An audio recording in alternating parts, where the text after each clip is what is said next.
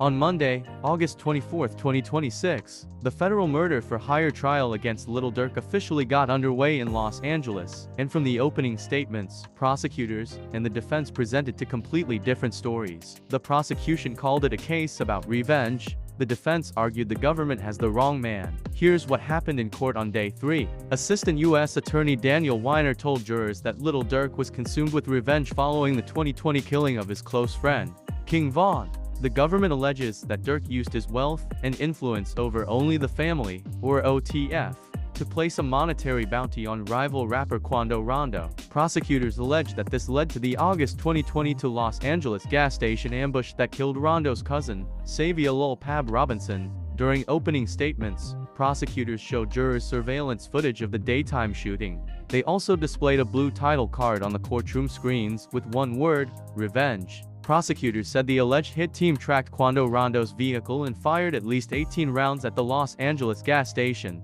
The government alleges those gunshots killed Lil Pab. Weiner also told the jury that Lil Durk didn't simply run a record label. He claimed Durk commanded a criminal subgroup within OTF that was specifically used to carry out violence and illegal acts. The prosecution also confirmed that 3 alleged co-conspirators have taken plea deals and are expected to testify against Durk. Kayvon Grant, also known as OTF Bonnie, Casey Hester, also known as OTF Jam, and Keith Jones, also known as Flocka. Lead defense attorney Marissa Goldberg presented a very different version of events. The defense argued that the government has the wrong man at the center of the case. Goldberg pointed to former personal assistant Kayvon Grant and argued that he was an international criminal who orchestrated the logistics himself because of a personal family vendetta. The defense says that when Grant was confronted by the FBI in October 2024, he pointed the finger at Lil Durk in order to give authorities a high-profile big fish in exchange for his own freedom. Goldberg also challenged the prosecution's argument about King Von's death.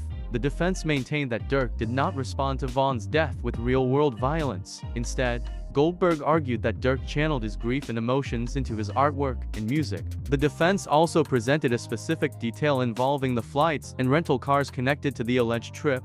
Goldberg noted that Grant worked for Lil Durk's music management company, Astronaut Downs. According to the defense, Grant had access to a company credit card and used it to fund the trip without Durk's knowledge. The defense used that detail to support its argument that Grant acted on his own. Attorneys for co-defendant David Lindsey, also known as Browneyez, focused on what they say is missing from the government's evidence. They argued that there are no texts, DMs, fingerprints, or DNA linking Lindsey to the crime. His attorneys asked the jury, if this is a murder for hire, where's the money? There was also an unexpected appearance at the courthouse. Musician Machine Gun Kelly made a surprise, unannounced appearance to support Lil Durk.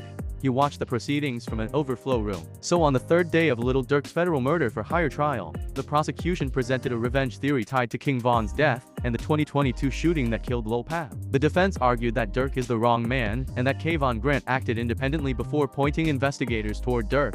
3 alleged co-conspirators who have taken plea deals are expected to testify against Durk, and the defense has already challenged the government's evidence and the credibility of the case against its clients. That's where day 3 ended.